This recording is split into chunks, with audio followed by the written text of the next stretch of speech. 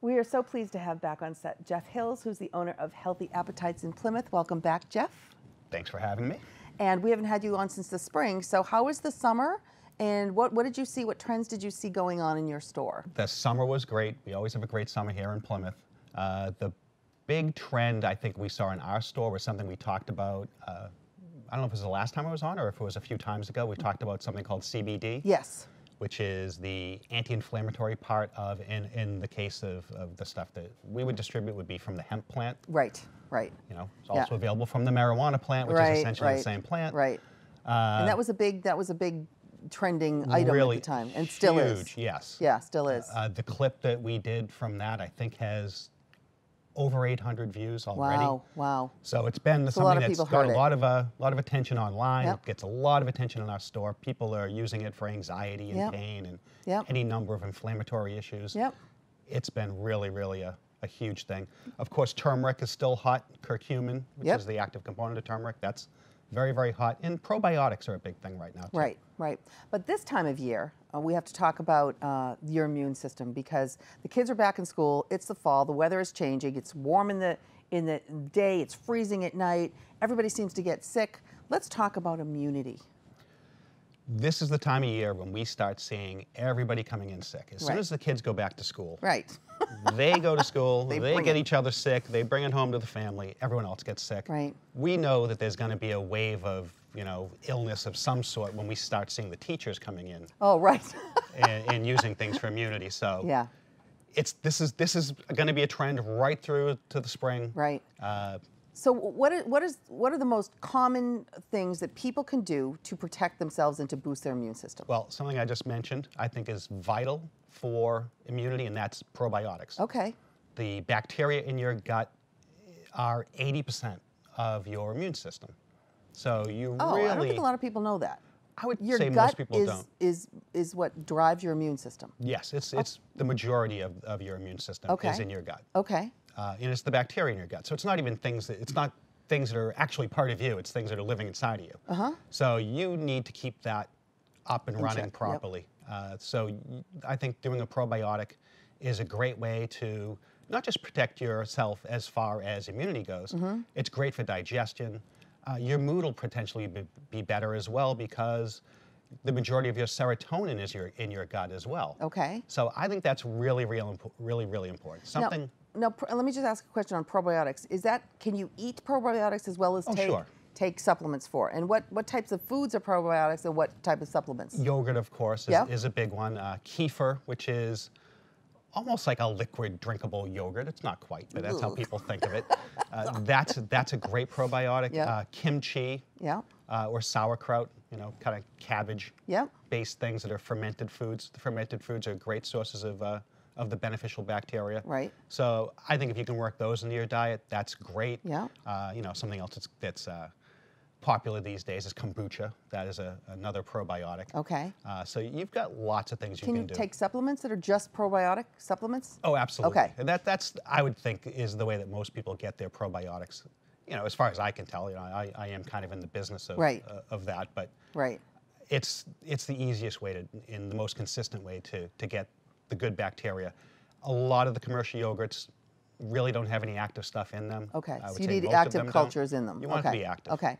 Now let me ask you a question. When people get the flu or get something and they're put on antibiotics, how does that affect your whole gut? And how does a probiotic work against the antibiotic, et cetera? Well, that's just the thing. Antibiotics, they don't really come with intelligence. They just go in and kill everything. Okay. Or kill whatever they're capable of killing. Okay. And they hope that they get, you hope that they get all the bad stuff. Okay.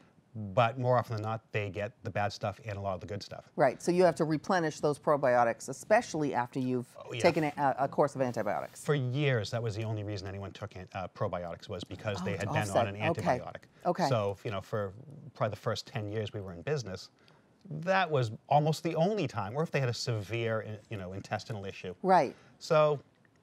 So now probiotics, for a lot of people, are as common as a daily vitamin or other supplements that they take every day. Absolutely. It's one of the things we think everybody should do. So when people, I think we did a show about this once, but when people say, what are the things everybody should do? Right. Probiotics is in one there of them. along with multivitamins and the beneficial oils. Yep. So it's important. Now, your immune system is affected by tons of things. What you eat, where you live, your environment, your stress. Stress, yeah.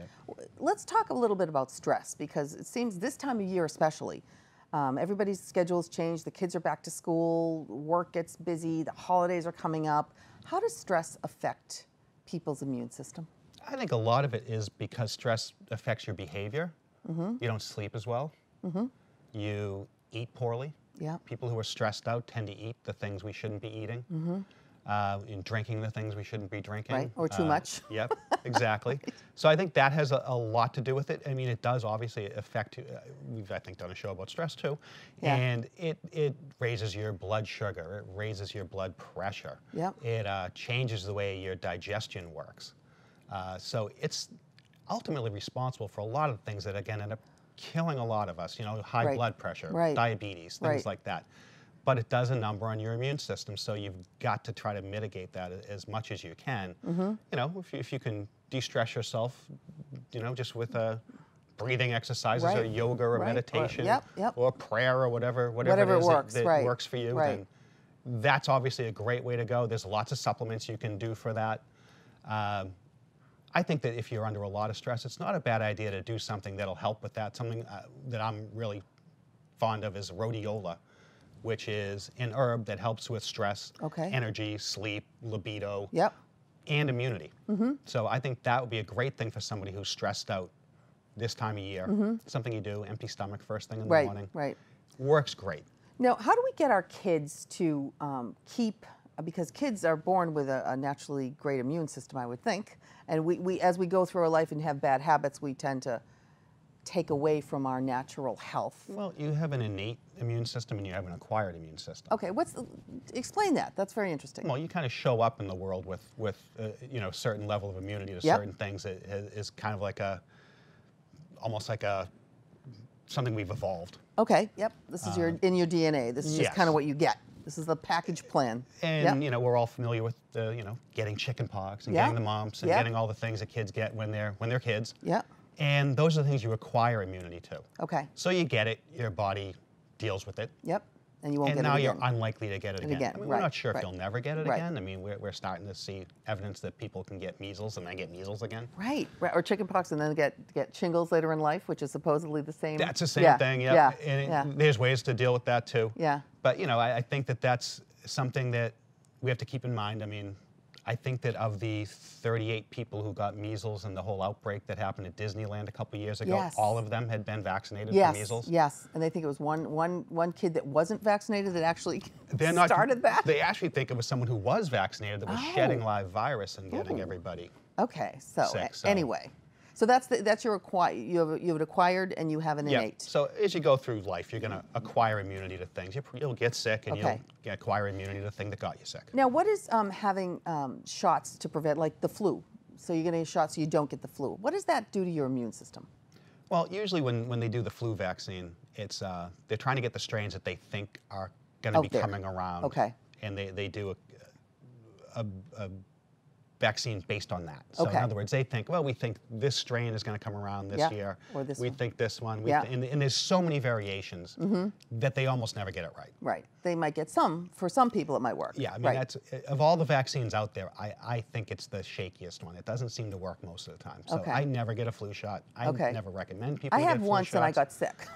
And that's been... The one time I got one, I said, that's it. And that's a common experience. And, you know, that's not allegedly supposed to happen. I mean, how many people do you know that got the vaccine and then got sick? Or then got the flu.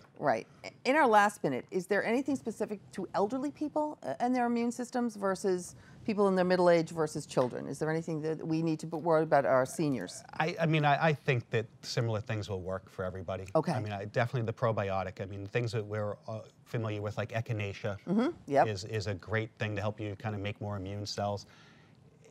As far as antivirals go, I think it's really important to do those. If you think you came in contact with something, you think you have a cold, you think you have the flu, you know, jump on it right away. You don't want that, if you're elderly, you don't want that to turn into pneumonia. I mean, it's one of the biggest killers of elderly people. So if you do something like elderberry, it'll keep the viruses from replicating. Olive leaf, great antiviral. I think in one of the studies they did, it worked on every virus that they tried it on. So it's really important stuff. Excellent. So I think it's important to do those things. Okay, so to recap, you want to take care of your body, you want to eat right, you want to sleep right, you want to exercise, and you want to make sure you protect yourself with as many probiotics and good things as possible to boost your immune system. You don't have to take everything. You don't have to take everything all the time. Right. But if you need things, just be aware that there's things out there Okay. that can help you. Thank you once again. Thank Great you. information. Thanks. Okay, Jeff.